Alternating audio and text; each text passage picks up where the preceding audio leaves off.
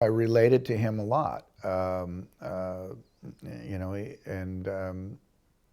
just the way he moves and how he deals with things, his level of frustration and his ability to deal with some things very easily, which are not a normal skill set for other people, which is taking care of business. And then the standard ideas of trying to take care of your household are a bit of a mystery to him.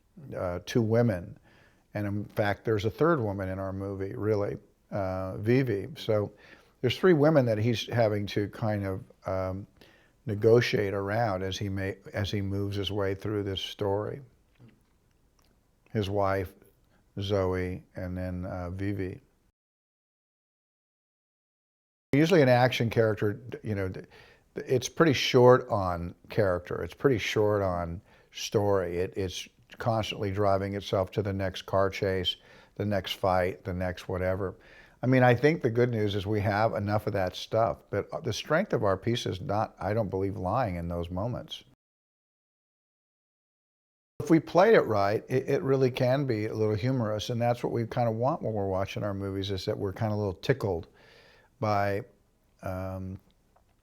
what we see. There's a real interrogation going on, but he also has his daughter that can interrupt it, and so yeah, I mean, that's has a little charm to it if we played it correctly. I usually do a considerable amount of stunt work in a movie. At a certain point, if cars are driving and you can't tell who's inside them, I don't feel that great need to do that. But anytime something's close to what has to happen, you'll usually find me in the middle of the action. He has a great love for cinema, a great working knowledge of films, past and present. And he likes to talk in those terms. And that's a vocabulary that I understand. I don't know if I understand the movies he's talking about as much, but I guess I've lived long enough that I've seen them. So it's one way for us to communicate, but he really works hard, and he works hard at trying to make you feel important. And that's a nice feeling, especially when you're far away from home. McG has worked really hard to make me comfortable, to give me everything I can possibly do to make this be as good as it can be. And he doesn't just do it for me, he does it for everybody, which is a nice quality. Start with Hailee, who plays my daughter and just was a really good little scene partner. Very game, really quick to listen, had her own good ideas, and was always prepared every day to work. So, she's earning everything that she has, and she's doing it the old-fashioned way, which is just by working for it. There's no big entourage with her. She's with her mom, she's with her school teacher, and she works. And we're a better movie because of it.